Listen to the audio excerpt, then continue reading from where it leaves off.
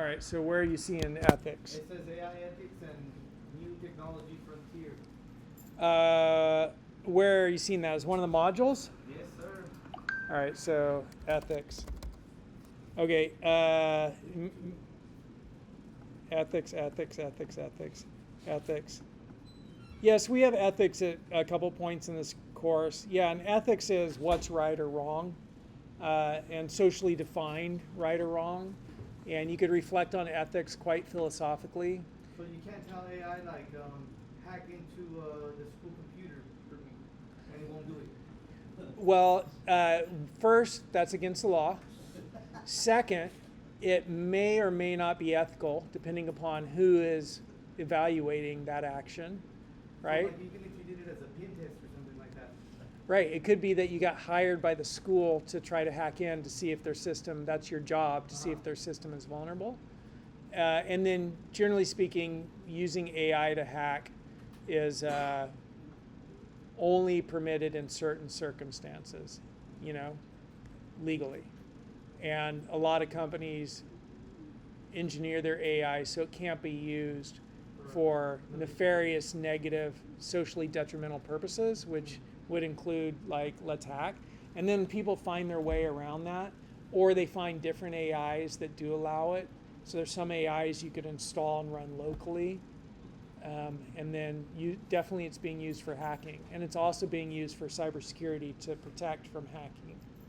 So Yeah, there's always two sides. it's always two sides. All right. So let's go through some of the things that we have to look at. And we looked at week 1 lecture tutorial. And I'm just looking to see the concepts. Let me find them.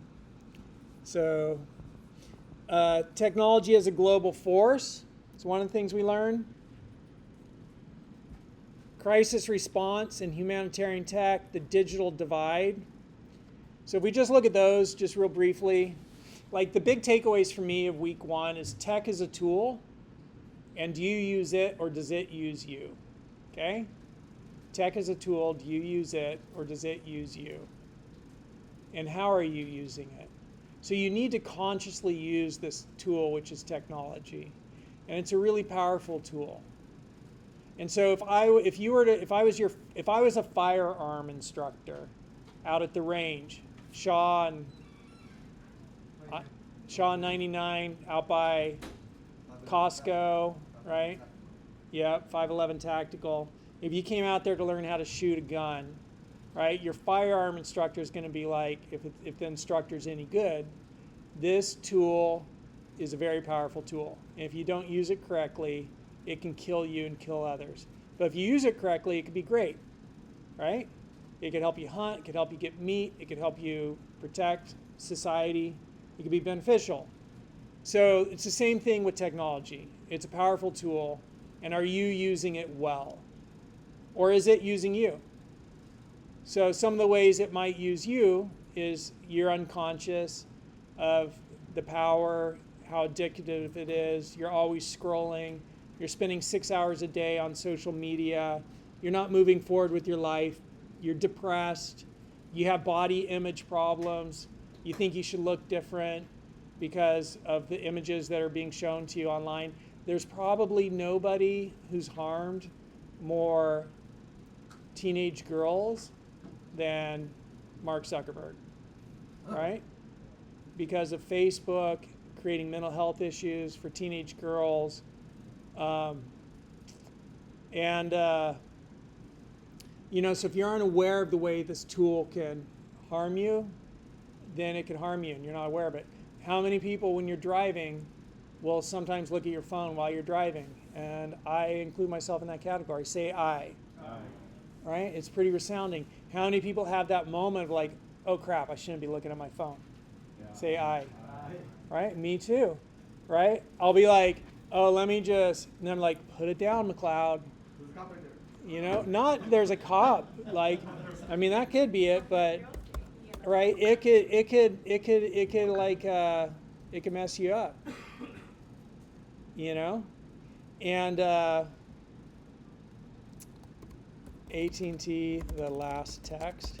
So this is a video, we'll maybe watch it, but it just talks about people who like either killed somebody, or they know somebody who got killed or died, or they got paralyzed and and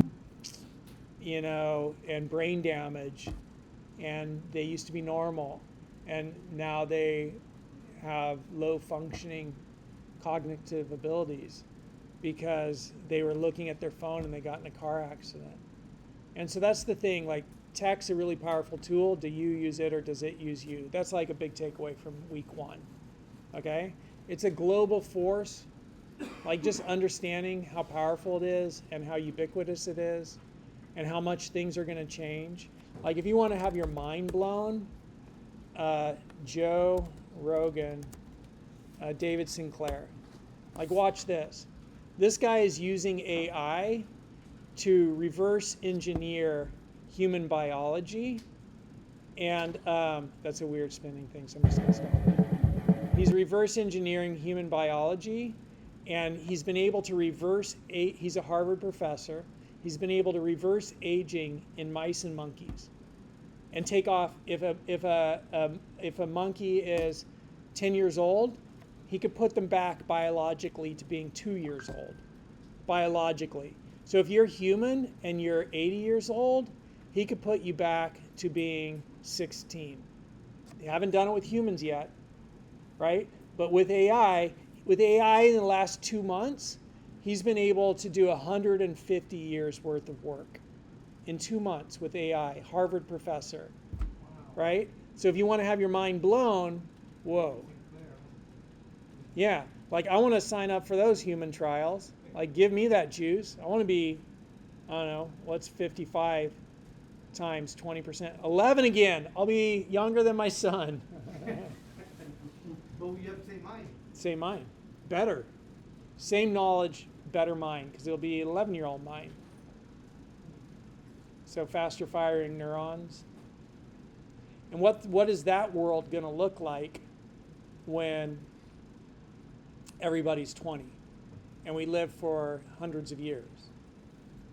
You know, the implications of that. Like, we're going to have to probably meter or control somehow who's having babies and how many, because the world will get too full if people are living hundreds of years. And will that technology be released to everybody, or will it be like $150 million a treatment? So only the wealthy get to live forever and everybody else dies. You know, because we are a hierarchical society, you know? Or maybe history is just repeating itself and it already happened. Yeah, I love that theory. You know, because in the Bible and stuff, people live for hundreds of years. So maybe history is repeating itself. So that's tech as a global force. And did we see Gapminder and how this is the best time ever to be alive? No? Okay, I got 2 things to show you. One thing to show you is Louis C.K. Who knows Louis C.K.? Say I. He's a comedian. And this video is great also. Everything's amazing and nobody's happy. Okay? And this is also understanding the power of tech. Everything's amazing and nobody's happy. And in this video, he talks about, like, yeah, like, you go to the airport and you get on a plane and then you fly across the country in 6 hours. You watch a movie, you have a little food, you take a dump, and you're on the other side of the country. He's like, that journey used to take 30 years, and half of you would die while you were on it, you know? It's like, everything's amazing and nobody's happy. We have the most, ungrateful, complaining generation ever. And, somebody gets on a plane and then they talk about being on the plane, and having to wait 30 minutes on the tarmac as if it's the worst experience of their life.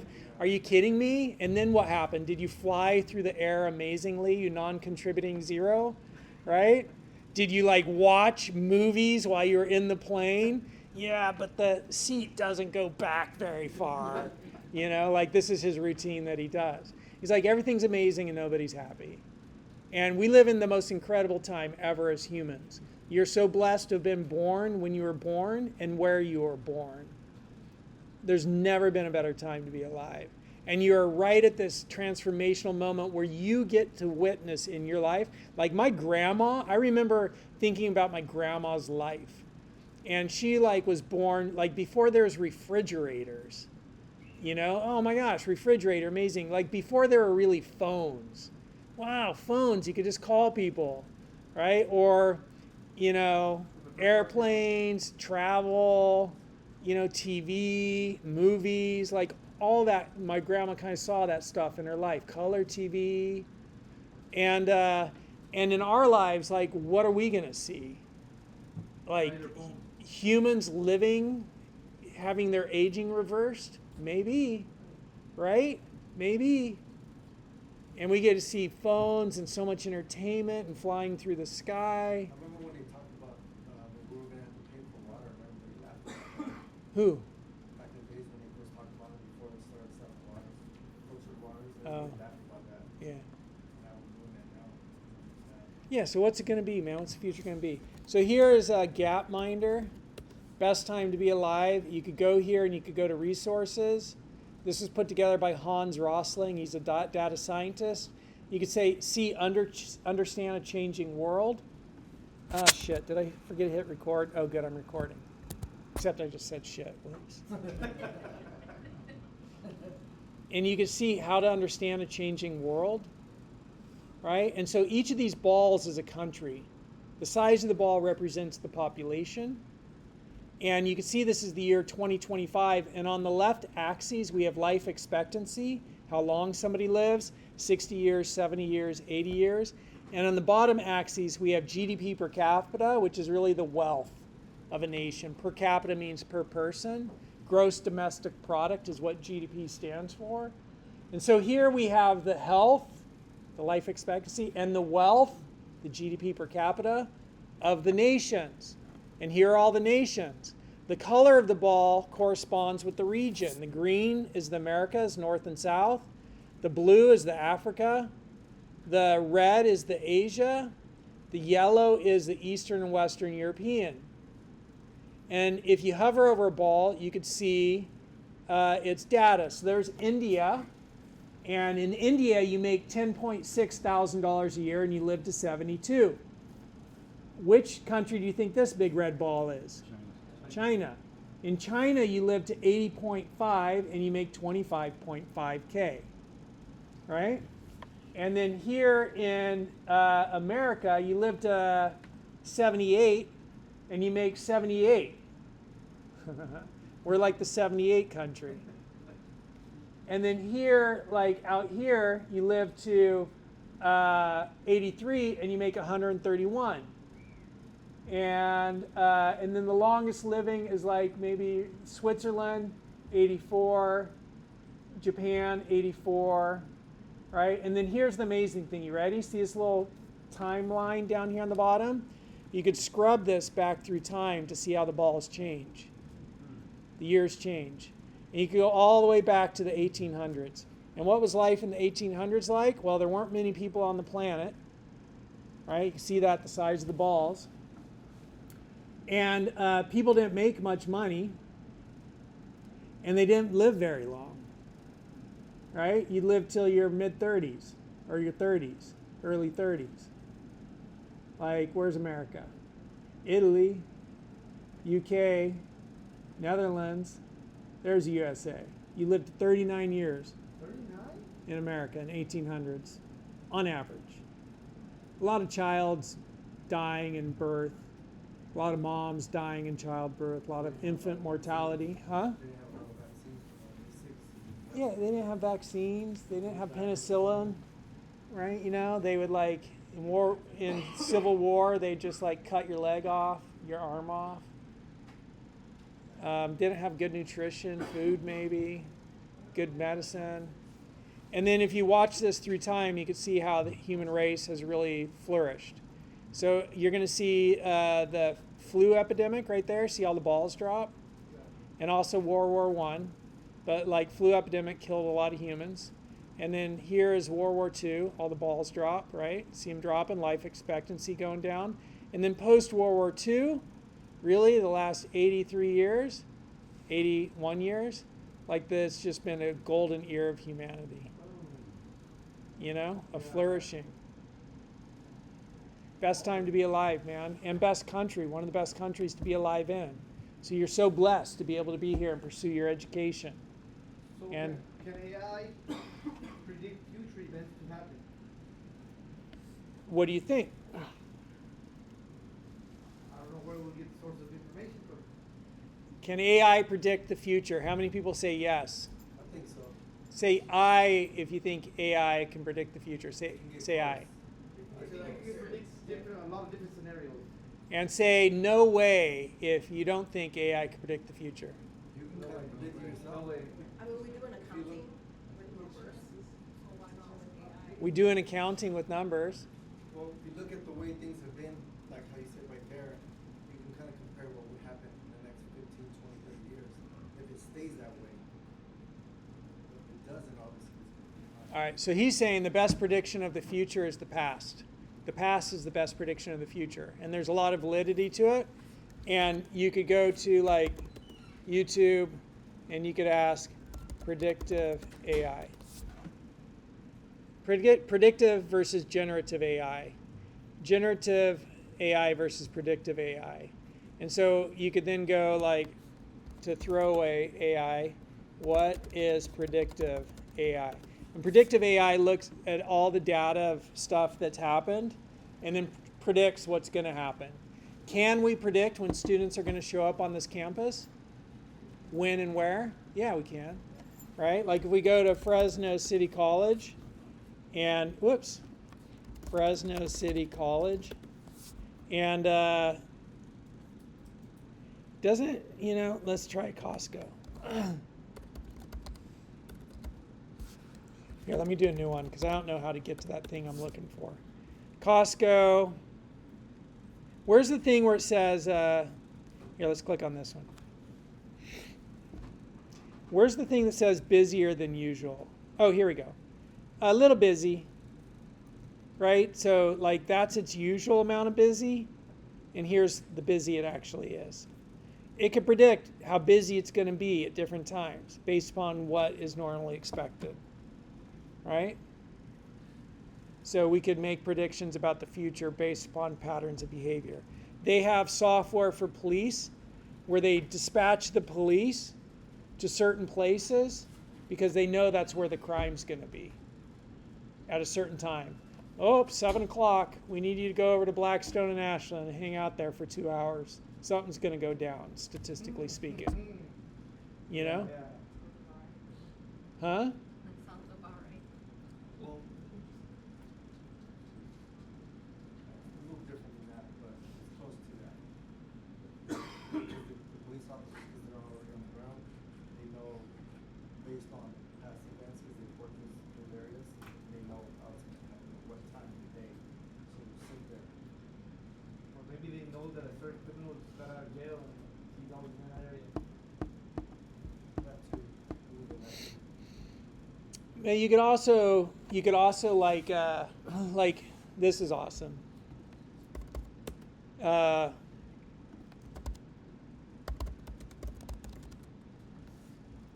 Anduril created a heads-up display, Eagle Eye, superpowers for superheroes. I can't show you videos, but you could go look them up. And on the battlefield, you basically are wearing virtual reality goggles, but you're in the real battlefield. And then wherever you aim, it's like you're in a video game, right? Wherever you aim is where your bullets are going. And it could tell you friendly versus unfriendly. And it could, if somebody's going behind a building, there's like on the battlefield, they'll have a drone up that has like, sky view of the battlefield. And so because it will gather the information from all the drones, it'll put that into your headset. And if there are people behind a building, you'll be able to see their silhouettes through the building through your heads-up display, right? Because it creates that image in your heads-up display, and oh, there's dudes behind a building over there. And so imagine a police's body camera. And the body camera has AI which reads facial expressions and voice intonation and uses AI to tell the police officer the threat level of this individual when the police officer is talking with that individual. And so it's helping predict what's going to happen based upon data. But if it could just tell the future, it has to be data-based. Like, I don't know, how do we tell the future? There's like a whole new level of physics. You know, if time is not absolutely linear, which physics says it's not, then how do you see what's going to happen before it's happened? Can you fold time and see that? That would be new physics. Anybody in here ever have premonitions? Like, you know, you kind of have a little bit of psychic ability, you know something before it happens. So I think that's possible. Like, I've had moments of that in my life. Like, And deja vu? could be deja vu. Everybody has a different name for it. We don't know. Deja vu is part of it, but like, where did I hear? I heard a story, but you could have a sense of something before it happens. That's why it's really important to not abandon your intuition. And throughout history, there's people who have abilities which are beyond normal, ordinary, average, everyday human abilities, what we kind of think of as human skill set. And so one of them was this guy, Black Elk Speaks, and he was a Native American of the Lakota Sioux, I think.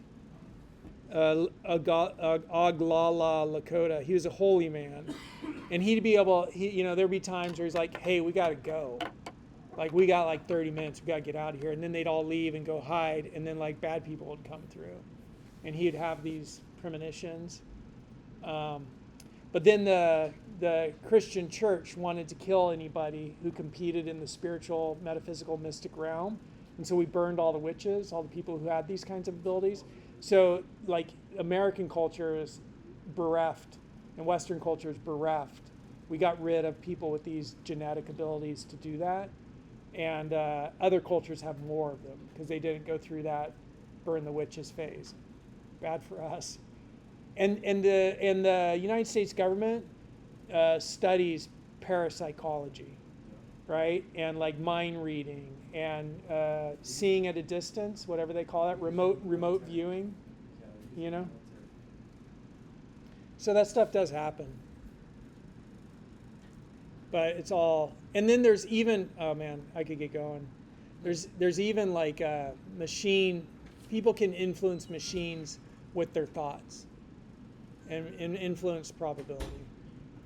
So that's like, for the first week, technology as a global force, crisis response and humanitarian tech, digital divide, those who have technology and those who do not, right? Have access to the internet, have access to the AI. There's still a lot of people in the world who don't have access to the internet. Web 2.0 was, Web 1.0 was people just publishing content like companies. Web 2.0 was average, ordinary, everyday people uploading content to companies, and being like, hey, here's posts on my Facebook page or my MySpace page. So it's, we were writing to the web as well as reading to it. Cognitive surplus is excess capacity. You could crowdsource out and access that cognitive surplus, like, ask people to work on stuff. Protein folding is a classic example of crowdsourcing, where the best scientists couldn't figure out how proteins fold. So they just open source that, made it available to people on the internet. And the person who was best at understanding them was like a secretary in North Dakota. Like her mind just really worked at understanding how proteins were folded, or somewhere. But that's accessing cognitive surplus. Massive amount of free time and creative energy that people spend online, writing Wikipedia, making videos, right? Influencer marketing and the shift in advertising. Influencers are huge. Like Joe Rogan makes $82 million a year just doing a podcast. Like if you start a podcast and you get millions of listeners, like you're making a bunch of money. You know, because if you have 1 million people listen to a podcast, you know, advertisers will pay you, you know, hey, I'll give you $500,000 if you get this message out to your 1 million people, or $200,000. Okay, and you get 5 messages out at $200,000 a piece, you're making $1 million off that podcast episode. You know, the coffee I like to drink is Black Rifle when I go hunting, or whatever, right? And then they sell more Black Rifle coffee. The sharing economy, algorithmic, you know, we learned about that. You can read about there. Algorithmic curation and attention economy. Like our economy is really an attention economy, means that people are vying for your attention. Because, you know, if they could run an ad, they make money. And computer literacy is just being able to use computers well, right? So that's like week 1. Let's look at week 2 and make sure we're covering all the topics. Lecture module 1, lecture, and there's keywords, and then here's lecture module 2. Boop, boop, boop, boo-doo.